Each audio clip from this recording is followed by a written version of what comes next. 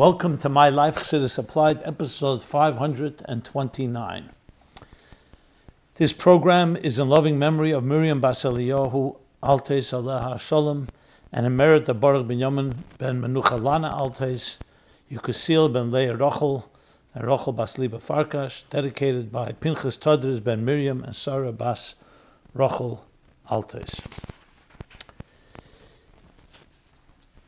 The first and foremost on our minds is literally in the last day or two, the so-called ceasefire and hostage exchange in Eretz Yisrael. And the obvious question, is this a good thing or it's a bad thing? Is it positive or not? Is the recent ceasefire and hostage exchange a positive thing? We've received many, just in the last day or two, we've received a number of responses and questions and comments on this. It's on all our minds. Eretz Yisrael is always on our mind, especially in time of crisis. So let's begin immediately talking about that. So first and foremost, it's always important to acknowledge a few things. Firstly, the hostages that have been now released and that will be released. We celebrate for them, for their families. Nefesh achas mi Yisrael, even one soul is like an entire world. Saving an entire world, especially more than one. After what they've gone through, the ordeal, the torture, the pain, the separation, both for the hostages themselves and their parents and families. So obviously our heart goes out and we are celebrating their freedom. Pidyon Shvuyim, one of the greatest mitzvahs, mitzvah rabbah it's called, great mitzvah, redeeming captives, redeeming hostages. So that goes, I don't want to say without saying, because it's always important to acknowledge, and Hashem should bless and pray, and we pray that Hashem should bless, that all the hostages should be released, unharmed, unscathed, and can rebuild their lives as best as they can. At the same time, our heart goes out, of course, to all those that were lost, both on what's called October 7th, as well as the hostages that were killed. Again, their shattered families. And we also pray for the soldiers that are, as we speak, on the front lines, continuing to fight the fight for the innocent men, women, and children in the Promised Land and the Holy Land in Eretz Yisrael. And Jews everywhere should be protected, both in Eretz Yisrael and Chutz La'aretz. Hine le'yonim v'le'yishon Hashem Yisrael. Hashem should protect them all, and especially in Eretz Asher Eini Hashem Elokecha Ba Mereishis Hashana V'ad Achri Shana. Special providence, divine providence on the Holy Land. Now the bigger question, of course, is context. What do we make of all of this? Is this a positive thing? Not that the hostages were released, that we all understand is positive, but what price has to be paid for it? When you get 33 hostages, or now 3 hostages, and you have to release 1,000 terrorists, is that a wise thing to do? And in general, the bigger perspective and context of everything that's happened the last 15 months since that fateful Shmini Atzeret Simchas Torah, October 7th, when the attack happened, the barbaric attack, I should add, and those hostages were taken. Is this a result of pressure? Should Israel respond to pressure? So I think it's also important to acknowledge that we don't know everything. We don't know what's going on behind the scenes. So a wise person doesn't speculate on things you don't know. There are obviously ostensible and obvious things that we can question and wonder, which we'll talk about, but there are also other factors involved. Because we know it's not just Hamas in Gaza. We see how Israel had to deal with Hezbollah in South Lebanon, with the Houthis still in Yemen, and of course with Iran itself. What happens there? So you have to think of it in a strategic way. Being that you and I, have not been sitting in any of the confidential military strategies, very hard to fully comment on it all. But there are obvious questions that come up, and that's why I qualify it without coming to any conclusions. For all we know, and maybe it's not supposed to be said, maybe a secret deal was signed or agreed upon between Israel and America and Trump. that if this is taken care of, the next step is dealing with Iran in a very aggressive way, or in other ways. So there's a lot of factors that need to be taken into account, and it's not wise to just come to any conclusions. But the obvious question should be stated. Let's begin with the question of the hostages themselves. That exchange. It's one thing. They took hostages and they released them. But that's not what happened. There's an exchange going on. And it's not even one for one. You're talking about 10 times as much. What is it? 30 times as much. For 33 hostages, they're giving up 1,000. But not just prisoners, terrorists. Sinwar himself, who they say masterminded October 7th, was once a prisoner in Israel who was given up in one of these exchanges. So the question someone asked is, what would the Rebbe say about this? So indeed, on Motzei Shabbos Bamidbar Tovshin Lamed Tes, 1979, and then again Zeis Chanukah Tovshin Mem Vav, more in general terms and not as elaborate, the Rebbe did speak about it. And I actually spoke about it at this program. So let me give you, firstly, some of the references. I spoke about this specifically in episode 473, but as well as 471, 474, 491, 500, 513, 515, and many more episodes, just to show you in the last months. This is the last months, how topical and how primary and how headline this story was. So I've talked about this many times.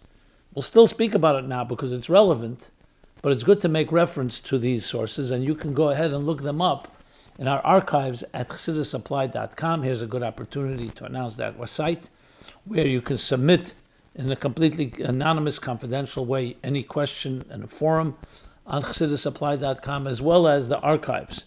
So especially 473, where I summed up what the Rebbe said in that sikha there. Briefly, though Pidyon Shvuyim is one of the greatest mitzvahs, but still, you have to take into account a few factors. Let us say the one who, God forbid, kidnapped someone is demanding an exorbitant ransom. So the question is, will this create an incentive for others to kidnap hostages to get that type of ransom? Or you just pay whatever it takes. So there's discussions of this in halachic books that discuss, first of all, can the person afford to pay? And will it open up the precedent that may be done again? And so you have to weigh factors here. This is in no way minimizing, obviously, the life of the hostage. It's just looking into the whole picture here. Do you give up one hostage? Do you rather free a hostage at the expense that it may bring many more hostages? So it's much more of a practical question.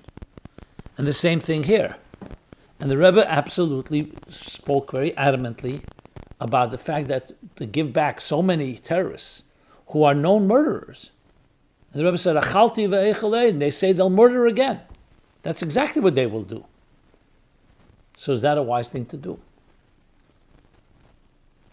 Now, of course, there are other factors that have to be considered. That's why we don't come to any conclusions, but it's something important to talk about.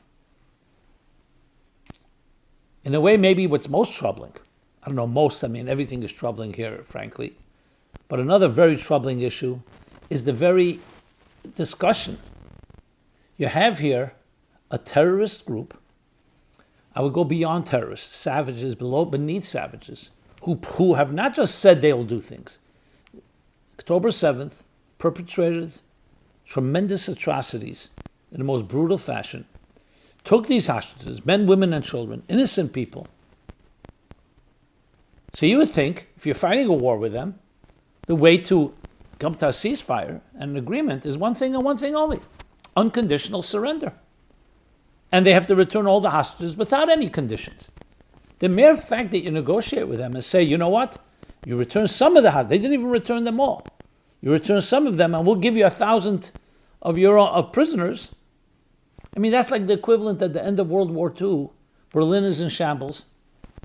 And the Germans, before the end of the war, say, you know what, if you stop shooting and stop destroying us, we'll give you 1,000 Jews in concentration camps. And for good measure, we'd like you to give us 5,000 prisoners of war, German prisoners of war. It wouldn't even, it's not even a joke. It wouldn't even be considered. There's only one thing and one thing only, unconditional. And I emphasize the word unconditional, surrender, and return of all the hostages. The mere fact that you give them something shows that you're recognizing some legitimacy. Is that wise in a time of war? Now, of course, as I said, it could be there's a calculation, just like in chess. I don't want to compare it to a game, but in chess you sometimes give up a piece because you can gain a bigger piece. Possible. But this is something we should be talking about because we care. Another point to acknowledge there is, this is not about coming out for or against the government in Eretz Yisrael. The Rebbe in general never did that. He spoke to them, wanted them to change their mind, not that we should demonstrate and oppose. The Rebbe did not accept that approach. And that's not because of weakness, it's because we have to stand as one united front. We can't give the enemies the ability to see that there are two opinions, but we can speak about it. So when the Rebbe spoke in Tov Lamed Tes, as I said, Motzei Shabbos Bamidbar, this is some of the points he made, which goes back to the very essential approach of the Rebbe to the whole situation here. Back to Siman Shin Chof Teves, which is underappreciated by many. Now what? That when you have a sworn enemy, who declared war against you, and that's definitely the case here. It's in their constitution, in the Hamas's constitution. And they come to speak to you about Iskei Kash V'Teven, about commerce, trade, produce. So even if they come talking to you about so-called trade, nothing to do with war, because they're a sworn enemy, and you're living on a boundary, which is a dangerous place, you have to be extra vigilant. So even if it's Shabbos, and they're talking about neutral matters, you have to mobilize and prepare for war. Because pekuach nefesh, even safek pekuach nefesh. What is the logic behind it? It's not about Shabbos per se, even though it's in Hilchah Shabbos. It's about understanding a sworn enemy. If it's a person who's chazakah, cheskes kashrus, they're your friend, so you don't suspect everyone. You're not guilty until proven so. You're innocent until proven guilty. But here's a guilty party. They don't need to be attacking you to call you their enemy because they already call you their enemy and they say they will attack. And here on October 7th, they did attack. So you have it literally in real life. A real sworn enemy. That vigilance has to be 1,000%. And that means you have to be strong. If they can unconditionally surrender and give up the hostages, basically you win the war, then doesn't mean they became your friends. But then you treat it differently. So that attitude to delude ourselves into thinking that that there's no war any longer, just because they're not shooting, is incorrect, because they haven't unconditionally surrendered. They have not changed their constitution. Look at the end of World War II. After Germany and Japan unconditionally surrendered, today they're allies of the United States, allies of Israel. So sometimes the only way to become allies is by fully creating total non-ambiguity. There's a winner and a loser, and the winner dictates the terms. That has not happened here. So is this wise strategy? And does it open up for future insurgencies? Unfortunately, that's has happened in the past. And again, there may be bigger plans here, and we know that Iran is the root of all problems, and if Hamas and Gaza does not get support, financial support, and other means of support, that may be their end. But remember, part of the ceasefire also, I keep saying quote unquote ceasefire because this is called ceasefire. They fired, they killed, they took hostages, and now they want a ceasefire. Remember, that also includes that who's controlling Gaza right now and the Gazan population? Terrorists. The food, medical supplies, all being funneled through them. So is this called that they've lost? But I qualify it again, this is not a conclusion. These are thoughts that are worthwhile talking about. Hopefully someone's listening. Hopefully they're understanding this on their own, because it's not rocket science. So in answer, the recent ceasefire and hostage exchange a positive thing? There's a positive element because lives have been saved, finally. And hopefully all of them will be saved. But remember, it's not over. Even if they give up the 33 hostages, there's still more. There's another 60. We don't know their status. Okay. So a few questions, I'll spell them out. People wrote them, I might as well read them. Hi, Rabbi Jacobson. What is the Rebbe's approach in getting the hostages back? At this time, this was written on January 13th, 2025, at 4 p.m. Standard Time, Israel is considering giving thousands of terrorists once again in exchange for hostages. It's ridiculous that Israel has not learned the lesson, but my question is, how would the Rebbe approach the hostage situation within the context of Trump pressuring them, etc.?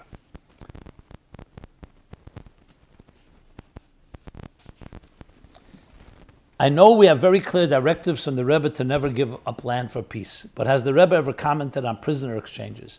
Many of the Hamas members in jail in Israel are murderers, and if released, there's a chance they would gladly do it again. Case in point, Sinwar was released to exchange for Gilad Shalit. Would the Rebbe support exchanging Hamas prisoners for Israeli hostages? Okay, so I answered most of these questions. The only thing I'd like to add is about Trump. That comes another factor. Israel needs and wants America's support. Mr. Trump has to perhaps save face after he announced that all hell will break loose if the hostages are not returned before his inauguration. Well, not all the hostages are being returned before his inauguration, only partially. So how much of it is his own ego and so on? Is there more going on, as I mentioned before? Who knows? I'd like to believe that the wise people here understand all the factors and the consequences and implications, and there are no other agendas that are clouding the issue. One of the big things the Rebbe would emphasize is when medical matters have to be dealt by surgeons, by doctors. Military matters by military people, not by diplomats and not by politicians, and not with political and diplomatic intentions and objectives, because that clouds the situation. You're dealing with life and death. In life and death, imagine someone who needs to have surgery, but there's a diplomatic reason or a political reason that we're not going to perform surgery, or some other medical intervention. So we hope that none of that is happening here, and that's where the media, if they were healthy, and that's where we, the grassroots, should be calling for that accountability. No other agendas. The agenda should only be a matter of life and death. What is the right thing to do for that? But we know we live in a world of diplomats, and a world of politics, and a world of distortions and lies, and plenty of anti-Israel sentiment. So I hope I addressed it to some extent, and the most important, that Hashem should help, that the right thing should be done, and that we should completely be victorious. You know, things look very positive as Israel really began to show strength. And remember, in that region, these are not Western countries. Negotiations and discussions are seen as weakness. The only thing that speaks is strength. And strength doesn't mean we want to kill anyone. Strength simply means that they understand that there are consequences. They understand there's a winner and a loser. It's very, very tribal, very primal in a way, very basic, and not start to convolute it. This is not a negotiation of a business merger where there's no issues of life and death. This we're talking about, the consequences and implications are very far-reaching. Someone else wrote, Hi Rabbi, thank you for your weekly podcast. My question is with regard to the so-called hostage deal in Israel. As far as I can understand, this horrific deal is going against everything the Rebbe would want, with Rahman al-Islam, with consequences that you don't have to be a genius to figure it out. Then finally, someone else writes, well, not finally, there's a few more questions. There's a philosophical question in utilitarianism called the trolley debate. In the example, there's a runaway train that lost its brakes and will crash into another train parked in the station, possibly causing hundreds of casualties. The track operator can avert a major disaster by pulling the lever and transferring the runaway train to another track, but doing that would risk injury or death to the 3 workers on the other track. The question is, what do you do? What's the right thing to do? Is it okay to risk the lives of 3 people to protect 1,000 people on the runaway train? Or generally speaking, the question being debated asks, is it okay to harm or kill a few innocent people if it benefits the majority of society? In some ways, the deal negotiated between Hamas and Israel to release 1,000 terrorists to save 30 hostages is a modern application of the trolley debate. Is it okay to risk other people's lives to save 30 people? The odds are these terrorists would plan new attacks, God forbid. Don't get me wrong, I'm happy to see our hostages safely released, but according to the Torah's laws and values, are we securing their release in a proper way? Okay, so I've addressed that as well, but I just wanted to read the exact language of different readers, and this is just reflective of literally tens and tens of questions and comments that have been received by us. Is there anything positive that emerged from the hostage crisis? Well, whenever the lives are taken, whenever lives are threatened, you can't call it a positive thing. But has certain positive elements come out of it? A certain unity, solidarity, many prayers. If you call that positive, that's a positive thing. If it creates a stronger resilience and strength that will prevent other such tragedies in the future, that can also be seen as a positive thing. But we have to be careful because you never want to call a negative event a positive one, even though it may have positive elements and things we grow and learn from it, which is, of course, what we need to be doing after the fact. But you don't ask for such things. That's the key thing to keep in mind. So someone writes, in that spirit, should the released hostages be grateful that they were kidnapped and held in deplorable conditions, because as Chassidus teaches, the olive only produces oil when it's squeezed. They will come out of this experience much stronger and better people and be able to serve Hashem on much higher levels than before the war. Absolutely not.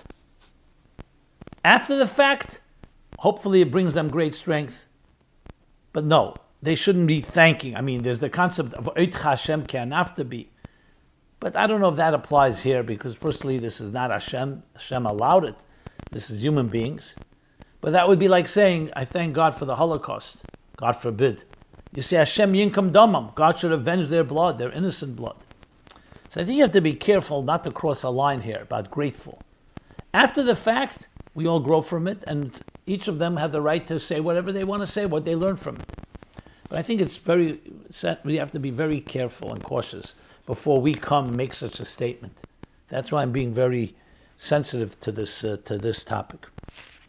Okay, what should be our long-term goal? So that brings us back to the big question, the long-term goal. Well, and I don't think on this program, but in a different program, I spoke about a three-step peace plan. There's no question that Iran has to be addressed, because a lot of it originates from there. You have to cut off the head of the serpent, just like they cut it off with Hezbollah and with Sinwar and so on. There's no way around that, because that is going to continue to haunt us unless we address it. There's no question that you have to negotiate with strength regarding the enemies, sworn enemies, who continue to call themselves enemies. Like we discussed earlier, that needs to be addressed. And ultimately, the final thing I would say, and in that context I should say, you need to win the war. Unconditional surrender, return of all the hostages, the change of their constitution. That's the only real long-term answer. And the third thing I would speak about is the education of their youth. There needs to be a revolution in their education. No one's here to intervene, even though everyone's so terrified of that. But after World War II, what do you think happened in Germany? It's forbidden to teach any Nazi ideology. Forbidden. Because they saw what it brought. The Muslim world is going to have to go through a market correction, if you want to put it that way. Stop teaching hate to the next generation, because you're just going to keep producing more terrorists and more angry people and more violence and more barbarism. All in the name of whatever the distorted version is, the distorted ideologies and distorted religions. Much more to say on this topic, but that's just a few words on that. With all the disappointments, should we become more complacent? So there have been disappointments, obviously. We were promised many things. Mashiach would come already. Eretz Yisrael would be at peace. And yet we see setbacks. So someone puts it this way. My question is as follows.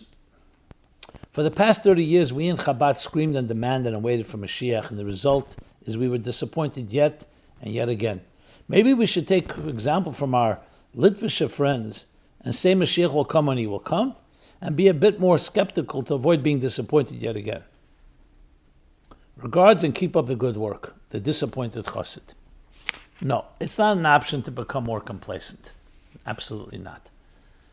On the contrary, the more that we see a setback, the more passionate we have to be to forge ahead. The promises will be fulfilled. Yes, we don't understand why they haven't been. The Rebbe said that himself. He said, if everything is finished, why is the Mashiach not come? I've heard it myself several times. The Rebbe said, Chof Teves. I have a question. But that question should never in any way slow us down. It's a battle. A soldier in the army does not resign, does not surrender, does not retreat. We forge ahead. Is it difficult? Sometimes. But that's the only way to approach it. This approach of retreat, surrender, and let's be complacent and just what and do what? The whole purpose of creation was to transform this world and make it a home for God. And that we're close to the end of the process as we've been promised and told. It makes sense. After thousands of years of hard work, the world has become refined. Yes, it's not completely. We still have battles to fight. So we have to do whatever it takes to continue. I wouldn't be doing this program. Thousands of people, millions of people wouldn't be doing good deeds if they all resign. There's no such thing. That's not an option. Just simply not an option. Okay. So with that, we've covered somewhat this topic. Again, I refer you to previous episodes at chassidusapplied.com. Let us now move to, as we usually do, more timely, meaning not this was timely, but more timely things regarding the schedule, the calendar, the days, the days of the week, the days in the month that we're in, and of course this week's chapter in the Torah, which all add to the messages that we've been sharing so far that relate to our days and our times. Because at the end of the day, everything's meant to be a lesson, a directive in life, as we're living it right now, with all the challenges we face and all the other issues that come our way. So the first thing let's talk about is Chof Teves. We're going into Chof Teves, the 20th of Teves, which is the yahrzeit of the Rambam. The Rebbe emphasizes how that is connected a few days later with the yahrzeit of the Alter Rebbe and Untitled Chapter and the similarities between them. We've talked about this as well in previous programs, and you can look it up at chassidusapplied.com. So let's focus on one thing, a lesson. What can we learn from the Rambam today? So a number of talks where the Rebbe spoke about the Rambam, and especially the commonality between him and the Alter Rebbe, is that they were both, like the Alter Rebbe's name, Shnei Oyer, we'll talk about that shortly. Rambam too wrote a book on Nigla, Mishnah Torah, of course, Yad HaChazakah, Halacha, the Alter Rebbe wrote Shulchan Aruch, and the Alter Rebbe wrote Tanya, Primis HaTorah, and the Rambam wrote Meir Nevuchim, Guide for the Perplexed, which is more of a philosophical guide of hashkafa, of perspective on Judaism and perspective on life. So the lessons we can learn is what a real leader is. The Rambam, a leader, wasn't just a scholar, and other qualities that he had, including being a doctor. He was a leader. When it came to a challenge in the Yemenite community, which was under the control of the Muslims, and some Jews were compelled by their Muslim hosts to go into mosques. So there were rabbis that came out against them and said, how could you go into a mosque? It's like going to a church. And the Rambam wrote the famous Igeres Teiman, a letter called Igeres Teiman in Yemen, a letter to the Yemenite Jewish community, that obviously that's not where you should be going a mosque, but it's not osur, because Islam is monotheism. And you saw from that leadership, when you read that letter, you see that Rambam's care. It wasn't just he was ruling on a technical matter, he was showing leadership. Here's a time of crisis, and we have to find a way to deal with this and not demoralize these Yemenite Jews. And in many other instances, the Rambam was a leader. What it teaches us is, especially as we're reading these parshas about the ultimate leader, Moshe Rabbeinu, so we know about the Rambam, it says, Moshe ad Moshe lekom k'Moshe. That from Moshe Rabbeinu, to Moshe the Rambam, no one stood up. There was never no one stood up. No one rose to that stature. Leadership, which leadership includes humility, includes vision, includes dedication. The lesson is very clear. That's what we need. We need to find such leaders, and we need to each be a leader in our own right in that fashion. That covers all of life. The halachic part, the mechanical, you can say the technical, but also the spiritual. And all in the context of leadership. Every generation has its challenges. We're dealing with the issues now with Eretz Yisrael that we discussed earlier. We have to be a Rambam. That's what we learned from Chof Teves. Again, each one in our own way. It doesn't have to be in a most dramatic fashion, but in your own way. Definitely not being complacent. To address the challenges of our time. That's the first thing that comes to mind. The Rambam also, as the Rebbe emphasizes, united the entire Torah and united Jews. Even though there were different opinions, not everyone agreed with the Rambam, but today the Rambam is accepted in all kreisen, in all communities.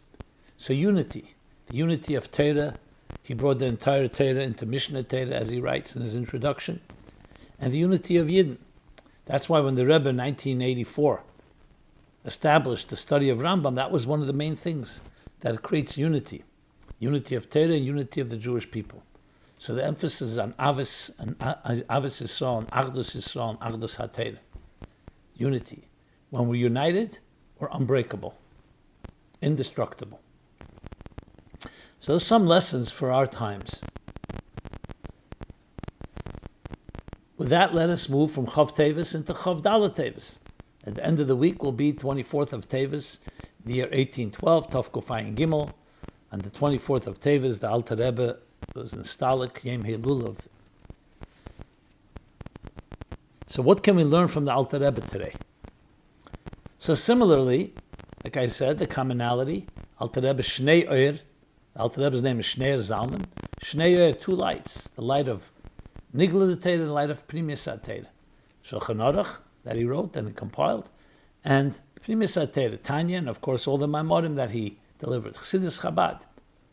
And Shnei Oyer, two, all in one name, because the soul and body of Torah come together, teaching us that that's what we need to do. To really appreciate Torah and live by it with passion, and in a relevant way, Karev Elecha Dover Me'ed, which is like what the Alter Rebbe says, the basis of the entire Tanya, and by extension all of Chassidus Chabad, is that when we join together, not just the mechanical part of Torah, the body of Torah, which is the mechanics, the technicalities, I'm not saying that in any dismissive way, just what to do. There's the soul of it, the passion behind it, the intention, the vision, how all mitzvahs and Torah come to transform you and the world and bring Mashiach. Just one thought from the Alter Rebbe. The night that he passed away, his Estalkus was Motzei Shabbos, Pasha Shmois, going into Sunday, Pasha Ve'era, as the Tzemach Tzedek writes. So Chof Teves was Sunday, Motzei Shabbos. Because the Alter Rebbe was in Kfar Piena and he was running away from Napoleon, he was already quite ill, and everyone sensed that there was not a lot of time left. Tzemach Tzedek writes in a letter, two versions of this letter we have, that Ma'ariv, Shabbos ending, Chof Gimel Teves, going into Chof Teves, he led the service Ma'ariv, because he saw the Alter Rebbe's situation. He couldn't bring himself to really daven with. He was clearly he was sad and down. Alter Rebbe waited patiently. After davening, he called over the Tzemach Tzedek. And this is all that Tzemach Tzedek writes in the letter, and he tells him, my Rebbe told me, meaning the Maggid of Mizrich, Kemara Pnei Adam Lamayla. In Cheskel it talks about, like the visage, the face of God above reflects our face below. The face you show is the face that God reflects back. You show a face of joy, God reflects back joy.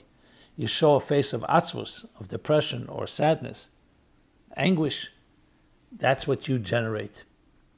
Tzemach Tzedek understood the message very clearly. And he goes on in this letter, a very powerful, very psychological letter, you could say, about how our attitudes create our destinies. And he gives many interesting examples for it. Check it out. It's in Igris, in the letters of the Tzemach Tzedek. I've spoken about it in the past. This may be the last thing the Alter Rebbe said that night, because it says right after Avdallah, he passed away close to the end, a little before 10:30 in the evening. So this may have been the last thing, a message for life. So what do you take from that? The message is that you control your destiny. You don't control circumstances, but you control your attitude to it, how to navigate, which is so critical, especially in difficult times, where it's so easy to give in or give up. Like we spoke before, there's no room for surrender. Always positivity. And Tzemach Tzedek, of course, learned the lesson quite clearly. There's much more we can obviously talk about the Alter Rebbe, and a day like Chof Teves is a good day to study Rambam's Torah, especially. If you haven't begun to take on upon yourself what the Rebbe established, the study of Rambam every day, either 3 chapters of Mishnah Torah every day, or 1 chapter, which concludes in around 3 years, or a mitzvah from Sefer HaMitzvahs that corresponds. And it's easy to find online these shiurim. On the day of Chof Teves, especially, to learn something from the Alter Rebbe, in the Shulchan Aruch, and in Tanya, or in his MyLife Chassidus. And above all, to live by their example, to live by their leadership example, each in our own way in our own personal lives.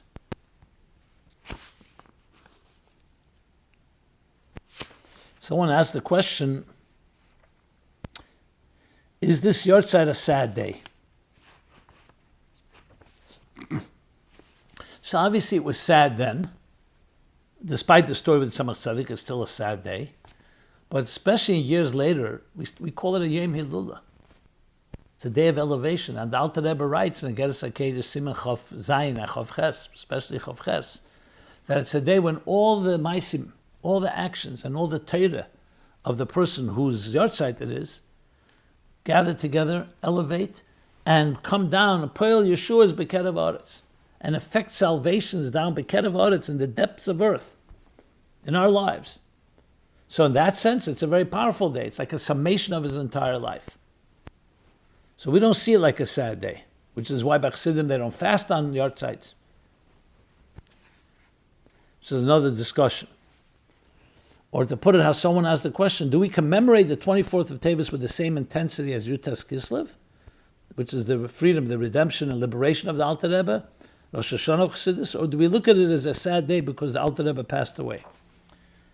So every day has its particular way, but we celebrate it. Like I said, Chof Teves is a day when we celebrate the Alter Rebbe and his Torah and his Aveda and all the directives that he gave us, Asher Heiranu, as the Alter Rebbe speaks about in Geras HaKedesh, where especially his Talmidim connect on that day with the Alter Rebbe. How do we honor it? We honor it by learning the Alter Rebbe's Torah and by implementing his directives. Especially Chassidus Chabad. Yafutza ma'nesecha chutza, to do whatever is possible to bring this message, the vision of Chabad Chassidus, the vision of Torah to as many people that we can reach. In addition to our own learning of it, with additional passion, additional commitment. Is it appropriate to reprimand those that persecuted the Alter Rebbe? So we know in the time the Alter Rebbe was arrested, people informed on him, there was opposition. So the question is asked, reprimand, is it appropriate? Absolutely not. That Alter Rebbe himself in the Geras HaKedesh, Siman Beis, the second Geras HaKedesh, in the 4th section of Tanya, it's called Koteinti Mikol Achsodim, which he wrote after Yutas Kislev. I'm humbled by all the kindness that was shown to me, which is that week's parsha.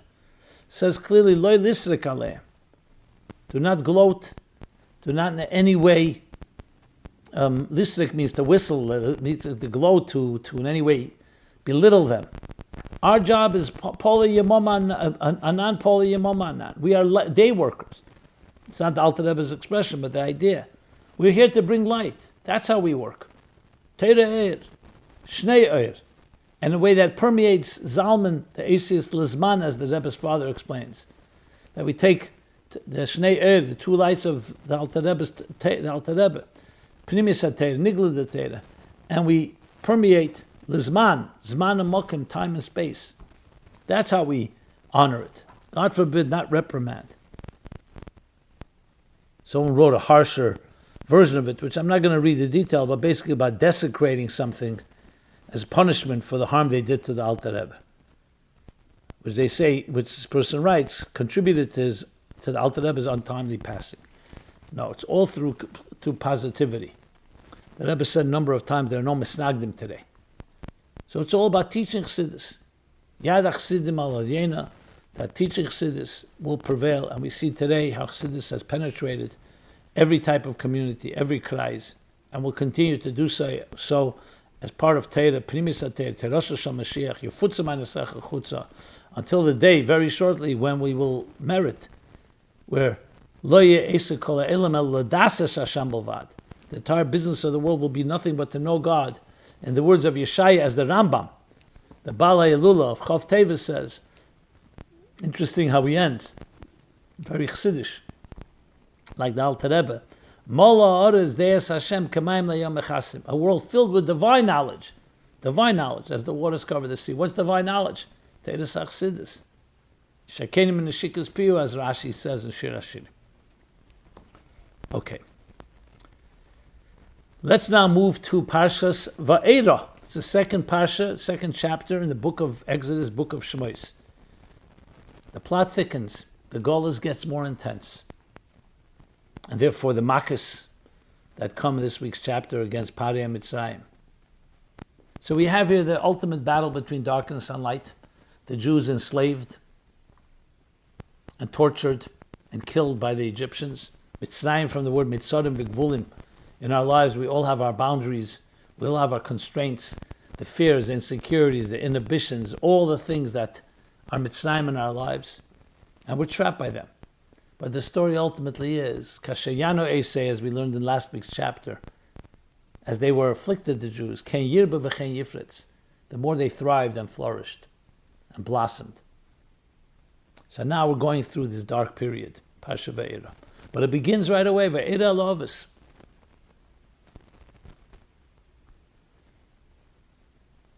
Hashem talks about how he appeared to the Ovis, to the patriarchs, but he did not reveal his Shmi Havaya. He only revealed Kel Shaddai, a God's name, but a God's name as it relates to existence. Shem Havaya, Shem HaEtzem, Shem HaMefurish, Shem HaMeyuchad. That name only to Moshe Rabbeinu. Chassidus explained, what do you mean? We see Havaya also in Sefer Bereshis. There's Havaya de Latata, Havaya de La'ela. Ultimate Havaya, the ultimate name of the divine. Where do I reveal it to you, Moshe? You know where? In the darkness of dark. It's not revealed with the Ovis who were in Eretz Yisrael, or wherever they were. It's revealed here in the darkest of time. That's when you have the greatest revelation. And that was meant to give Moshe the power and the courage and the confidence that he will prevail over Parei and over Mitzrayim. It takes time. As the chapter continues, the Makkis, most of the plagues are in this week's chapter. The last three are in the next chapter. And it would only be in the next chapter where we finally come to the Gula. But like we discussed last week, all of this darkness, Yeridet Shedech Aliyah, to come to the Achri Ken Yotzu B'Rechush Godel, as Hashem promised Avram Avinu. The great treasure, the great Aliyah, the Geula, which is a lesson for today, because Kimeit Seischem Eretz Mitzrayim Aren Neflois. Just like Egypt then, it says, I will show you wonders like I did back then in Mitzrayim, that this Geula and this Golus and this Golus compared to Mitzrayim. All the Goliaths, all the exiles and displacements and dissonance of all levels are compared to Mitzrayim, are called by the name Mitzrayim because Kashem Shehem Mitziris, Mitzrayim from the word Mitziris, they oppressed and caused distress to Yisrael. Mitzrayim, like constraints, Mina Meitzar. But from the Mina Meitzar comes Karosika, comes Anoni B'merchav, in an expansive way. So that's the central theme of this Torah chapter. What is the central theme? This pain and this darkness, but with the intention of bringing a merchav, the exact opposite of Meitzar of Mitzrayim. What personal and global lessons does it offer to us? Well, it offers us, firstly, on a personal level, that any challenge is only going to bring something greater. Globally, the same thing with Eretz Yisrael, with the events happening in the Middle East, literally in that region. Gaza borders on Egypt, on Mitzrayim. So, Kimeit Seischem Eretz Mitzrayim, Arenu Neflois, that we'll see Neflois. Nun plois, as Chassidus explains. Nun, in plois of wonders. That's briefly the answer. Should we expect to see 10 plagues against Iran and its proxies? Well, definitely psychologically and spiritually. Physically, that's up to God. God sent those 10 plagues in the time of Egypt, but they remain an eternal lesson of the cause and effect and the consequences of bad behavior that you bring upon yourself. Midah keneged midah. When people show hatred and violence, just like we spoke before, that a positive face reflects back at you, negative behavior also brings upon negative results. The makas at the end of the day was cause and effect. It wasn't just some punishment. It was the Egypt brought upon themselves those makas, as discussed a number of times, what they mean psychologically and emotionally.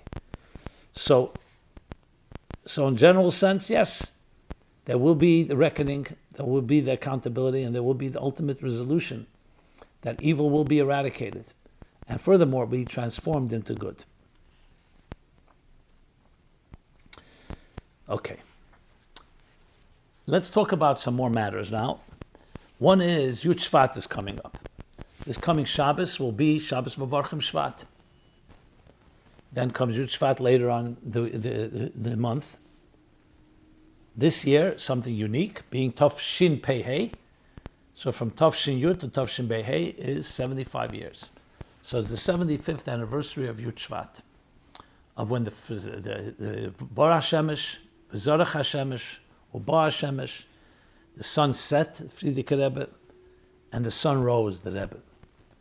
And that Yud Shvat. It was a year later when the Rebbe assumed formally the position of Rebbe, 7th generation, when he said the Maimer Basi L'Gani. But obviously, as soon as the Frierdiker Rebbe is the Hilula, Istalkus, comes the Rebbe's Nesias. How should we prepare for this day? So we have from the Rebbe himself, back in Tov Shem Ches, we discussed it last week, following Chof Teves. Sara B'Teves was 30 days before Sara B'Shvat, Siri B'Shvat. So the Rebbe spoke about preparing for this day. He said that people should take upon themselves resolutions in learning the Rebbe, Frierdiker Rebbe's Torah, fulfilling his directives, and everyone should appoint a mashpia, selach harav, the Rebbe used the expression, to faher them every 10 days of the 30 days, 3 times in the next 30 days, to check up on them and be accountable. Where do they stand? Are they fulfilling their resolutions? So we have a directive directly from the Rebbe, and how much more so this year, when it's the 75th year, a special year. That's how we prepare for this day. This includes, of course, when we talk about learning the Frierdiker Rebbe's Torah, many different Torahs, but especially Basi L'Gani. Basi L'Gani, Tov Shin Yud, was the mimer that was published and learned on that very Shabbos, Yud Shvat Tov Shin Yud. And then it came out, continuation. It's 20 chapters, continuation. The first five chapters is a mimer of Yud Shvat, then Yud Gimel Shvat, and then came out for Purim and Beis Nissen. In further contrasim, 20 chapters of the Hemshech Basi L'Gani Tov Shin Yud. So ever since, that became the mimer that we learn every year on Yud Shvat. And the Rebbe began where his father-in-law ended, like it was the Frierdiker Rebbe began. Reishis Goyim HaMolek, his first mimer, was after Reishis Goyim HaMolek, after Beis Nissen Tov Reish Pei from the Rebbe Rashab. The Rebbe said the mimer Tov Shin Aleph, and after that, every year, a chapter, he would focus on one chapter in the 20 chapters. Until Tov Shin Lamed was the 20th chapter, and Tov Shin Lamed Aleph, the Rebbe began the cycle again. So this year, it corresponds with chapter 15, Perik Tezvav.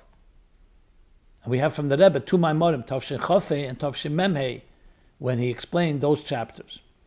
So among the Frierdiker Rebbe's Torah and Yud Shvat, especially Basi L'Gani, which is Chazed and Shuls, and there are many classes in them. Today people are learning already a long time before Yud Shvat, in preparation, the Maimer in general, but especially chapter 15, especially the Rebbe's Maimorim, Tov Shin Chofei and Tov Shin Memhei.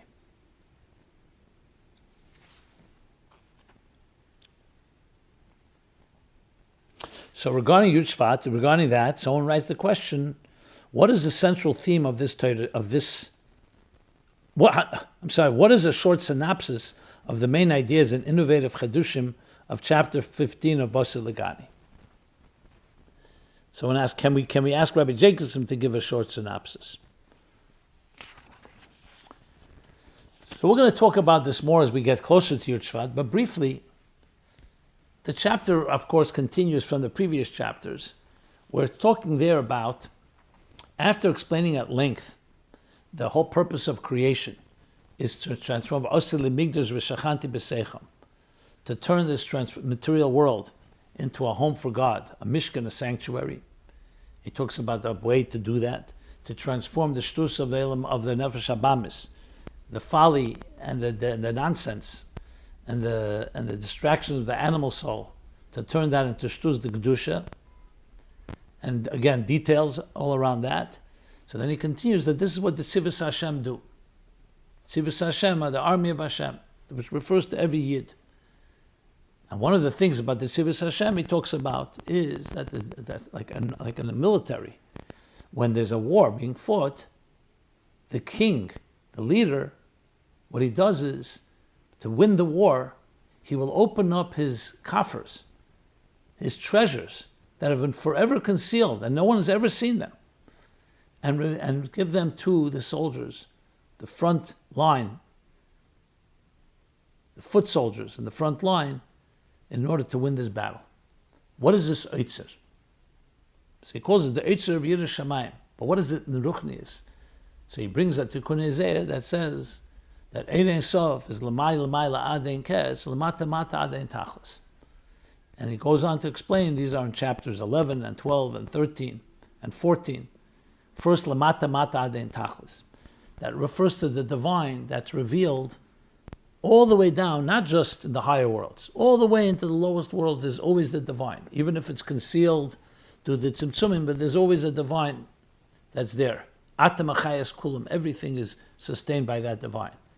And just like lemata mata aden tachlis is also lemay aden kez. There's another dimension of the divine that's helam acher helam, more concealed and more concealed, ilui acher ilui, higher and higher. In other words, a divine mystique, a divine that goes beyond existence, a divine that is not revealed. And that too is a divine power. And comparable to Lamata Mata Adein Tachlis. So you would think Lamata Mata is a higher power. Why? Because it's divine revelation. But indeed, as the Rebbe explains, and that's a big part of the summary of 1965, Tafshin Chof, when the Rebbe spoke of the Maimer, that this Helam has in it something that the Gili doesn't have. It reveals the Koyach HaAtzmos. Because Atzmos is not bound by revelation. He's not bound by structure. He's not bound by definitions. Gili, with all its power, is indeed revelation, but it's still Giluyim. Whereas coming from the Etzem is Helam. This the Rebbe adds when he explains the chapter 15. The truth is, you go to chapter 16, next year's chapter, he starts talking about, and that's why the Eitzer that's concealed, that the king never reveals except in time of war, that's l'may la'aden ketz. But he proceeds it by first understanding l'mata mata aden tachlis. In different places, the Rebbe explains why. One of the explanations the Rebbe gave in 1963, Yud Shvat, and he spoke actually about the Russian Jews. So he says that as the lamata, when you're down in a difficult situation, Mitzrayim, Meitzar, that is what evokes the l'may la'mada aden ketz. So it's when the revelation comes all the way down to the lowest levels, in Parei and Mitzrayim, that evokes the deepest, highest levels that come from the deepest Helam. Helam achad Helam l'may la'aden ketz. In another place the Rebbe says, because the ultimate goal is to have the combination of both. That the fundamental concealment, the power of God to conceal, which could be seen as a negative because concealment means you can't see, but it's really a positive because it reveals, as the word reveals is not the word, expresses a deeper power than the power of revelation. Like when you see an intelligent person who has something to say, but they restrain themselves, they refrain from saying, that takes more energy than revealing. But the ultimate goal is that you should have a combination of both. That which is concealed should be revealed. And it's interesting that theme was a theme that the Rebbe spoke about that year, 1965, Yud Shvat. Then later on, put him b'maimer b'laylahu. and then later the Maimon V'nocha Achon Pesach. And if you look at a number of the sichos, Shmois, Shabbos Parsha Shmois Tavshin Chof Teves, which preceded Yud Shvat, a few weeks before Yud Shvat, the Rebbe also spoke about the MyLife Chassidus Applied, greater than Shleimus Atzmus. Shleimus is already an expression of quality, of Shleimus is a definition. You see the grandeur of the divine. Helam Pshittus is completely seamless, shapeless. But in that shapelessness, in that concealment, lies the deepest power of all. And that's the yahrzeit that we're given to fight the battle. Why? Because a battle, you're dealing with enemies. Like we said before, lamata mata, you're dealing with, on the lowest levels, you're dealing with enemies. But in order to win over these enemies, you have to dig deeper. And it's not just enough to dig into the revelations of the divine, you get the etzem itself, that which is beyond revelation. So it gives us a whole new insight that when you're dealing with a difficulty, with a concealed state, yes, on one hand, you'd love to have revelation, you'd love to see the beauty, you'd love to see God's intervention, you'd love to see miracles. But know that in the very Helam lies the power of Goicha Helam of God. The goal is to reveal that it's a divine power and not just a concealment. But know that within it lies the highest level of all. And that's what's given to each one of us, especially in the challenges in later generations, Ikvis of the Mashiach, the foot soldiers. We don't have Giluyim, we don't have the miracles, we don't have the minds and the emotions and the Torah and Aveda of previous generations. We're simple people, simple soldiers, but those simple soldiers are given that Helam Atzmi, the Helam that goes all the way back to Atzmus. Helam Acher Helam, Ili Acher Ili. That's in brief one of the messages from this year's chapter, and especially the Rebbe's chiddush in it, which is not just that there is a Helam, which is equally divine, just like the Gili, but actually has something even deeper. As I said, we'll talk more about this. What is a practical example of splurging the treasures, bizbuz ha'etzos, applicable to our times? I believe I answered that question. It means that we have more power today than you ever can imagine. It's taka ikvus of the Mashiach, which means the footsteps of Mashiach, or ikvus of the heel of Mashiach. So it's the lowest part of the body. But as Chassidus explained, when you go into a hot bath, you stick your foot in, your heel, because your heel is the least sensitive part of the body. That tests for the heat. You don't put your head in. Because there's a power mesidus nefesh. Pshittus ha'atzmos from the ish poshet, like the Rebbe explained on Shmois Tavshin Chof Teves. So it's the splurging of treasures that we have today, blessings that we never had before. So you'll ask me, where the example? Literally, has there ever been prosperity like there is today by the Jewish people in all of history? Maybe when Achri came yahrzeit b'rechush gadol by after bizbuz Mitzrayim and bizbuz Hayam. But like this, prosperity, comfort, freedom. Yes, we have challenges. No one's denying that. But that alone is already bizbuz ha'etzos. Didn't come from nowhere, because God allowed that to be and wanted that to be. Don't think it's keichi v'etzim yadi because Jews are just innovative. So after all the years of oppression we have today, the challenge is the Evdim Be'eretz Asher, actually, that we can be sunk in, we can become lost in prosperity, in comforts. Whereby Evdim, by Nedachim Be'eretz Mitzrayim, it's only Nedachim, we're only downtrodden, we're only pushed aside in Mitzrayim. Mitzrayim is the Golus of Anias, of poverty, of impoverishment. And in so many other ways that we have ha'etzos. Talk about technology, the ability to do things we never could do. These are bizbuz ha'etzos. This is something that was concealed for generations, for all generations. Where was electricity and technology and subatomic particles when beginning of creation? No one even knew it existed. Today it's becoming more and more revealed and transforming the world. Our mission is to make sure it's used for kedusha, for Torah, for spreading godliness. How do we explain the difference between the preciousness of 7 and the transcendence of 8?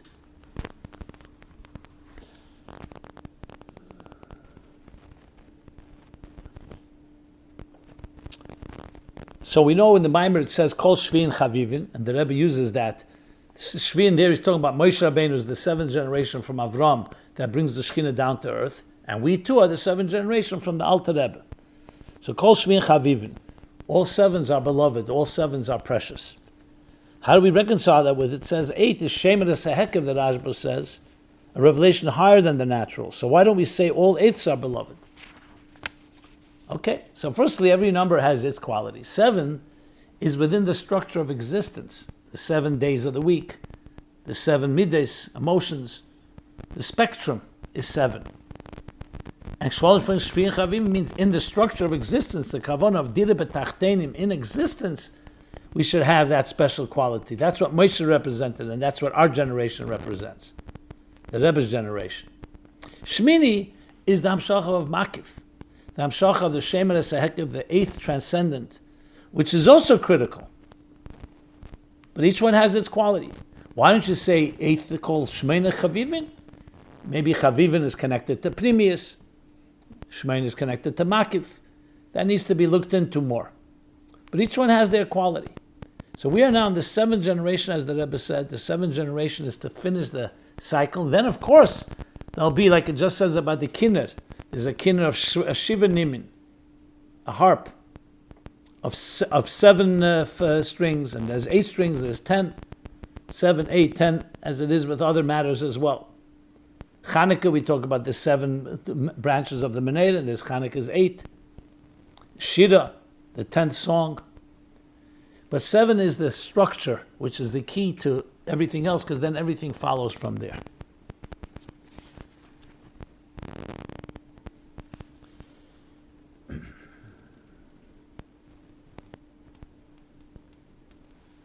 How do we receive answers from the Rebbe today?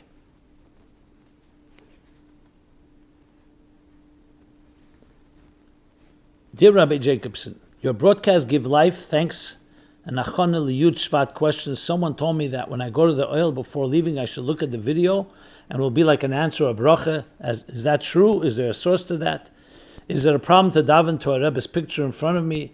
Is there any source to ask questions to the igres? Is it a good thing to do?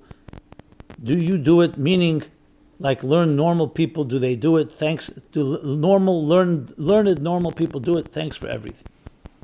So Arba Drachim Namakim, the Rebbe, the Kfin Naveg, the Rebbe said. So different people have different ways. Some people, go to the oil. And oil is a holy place, and they ask, and the Rebbe intervenes on their behalf. Some people go into the Rebbe's room. Some people put a note in the igris. Some people ask a mashpia. There are many ways that you can do this. There's no black and white response to that. Remember, 3 times a day we daven. When we daven, we ask for what we need. We're not davening, we're davening to the Eibishter, not to the Rebbe. The Rebbe helps, like a tzaddik helps, elevate your tefillas, helps intervene on your behalf. So the answer is, find a way that you feel works for you and go with that. And finally, which really is something connected to before, Hachonos L'Yushva, dear Rabbi Jacobson, I got referred to you because they said you know everything. Well, I'm a bach in yeshiva and I hate tests, but I heard the Rebbe spoke strongly about testing my progress. Is it true? If you know Makedus, please say. And was the point for the good or the bach? For the point of the good of the bacher or the anhola? And did the Rebbe say to do it with this that has to do with this kasha? So I mentioned on Chof Teves and Yud Aleph Teves Tovshim Memches, the Rebbe spoke about it. That yes, for the bacher, it's not for the anhola. For each bacher and for each woman, and for each man, for not just bachrim and bachrim, not just students, but for all people, that before Yud Shvat, you should take upon yourself resolutions and have a mashpia who tests you every 10 days. So the answer is yes, as we discussed earlier. Okay. We'll conclude. There was one follow-up about the LA fires, so let me just talk about that. Should we be celebrating a mezuzah preserved in a burned-down building? Why is everyone on social media going bananas and sharing a photo of a house in Los Angeles that completely burned to ashes, but the mezuzah was unscathed? Isn't the mezuzah supposed to protect the house? This mezuzah just protected itself and let the house burn. It shouldn't be lauded. This mezuzah was like a guy in a sinking ship that jumped into the lifeboat first and then took off to safety, but before Also getting the lifeboat. That's not a miraculous mezuzah, that's a selfish mezuzah. I questioned myself whether I should read this, a little disrespectful and irreverent, but I guess maybe across the line, maybe not, you'll tell me. But regardless, I understand the question, let's put it in more edele and more refined terms. A mezuzah is supposed to protect, but we don't always understand Hashem's ways. The Rebbe compared a mezuzah to a helmet. A helmet protects a soldier, but it's not guaranteed. So the more protection you have. Whether it should be lauded on social media and others that the mezuzah was preserved, I don't know, it turns into sensationalism. But if it helps somebody inspire someone, then maybe. And why taka the mezuzah didn't protect? As I said, we don't know God's mysterious ways. So besides your irreverent language, which I don't really value, which I don't really appreciate, I would say, and some ideas that mezuzahs are still powerful forces. Hashem's mezuzah, Shemed Dalas, Dalsis Yisrael, which reflects God protecting. Hine le'yonim v'le'yishna Shem Yisrael, that the Shem Yisrael, the protector of Israel, the protector of all humans, does not slumber or sleep. So that stands strong. Sometimes we understand, sometimes we don't understand. And again, if it's a reminder that can help inspire people, it's one thing. Okay. With that, I will just go back, because I don't want to conclude on that note. Let me conclude on Yud Shvat, coming to Yud Shvat, coming to Shabbos Mevarchim Shvat, and Yud Shvat. So may we use these days well to prepare for the special day, the 75th anniversary of the Rebbe's leadership, of the Hilula of the Frierdiker Rebbe, the moving from the sixth generation to the seventh.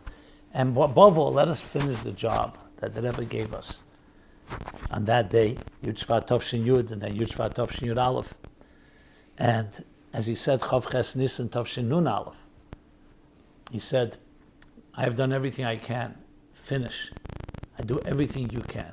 Let us do what we can, the last shreds, the last steps of the way, to cross the threshold, so we can march Yud Shvat already into the Geula Amitis V'Ashlema. This has been MyLife Chassidus Applied. We're here every Sunday, 8 to 9 p.m., Kol Tuv. It should be a good chiddush, a geuladiker chiddush. And we should go into Chof Teves and then Chof Teves and lead us into Shvat, like I said, Kimeit Seis Chemeretz Mitzrayim, Arenu Neflois. This program is brought to you by MyLife Chassidus Applied. Please help us continue our programs. Make even a small contribution at chassidusapply.com/donate.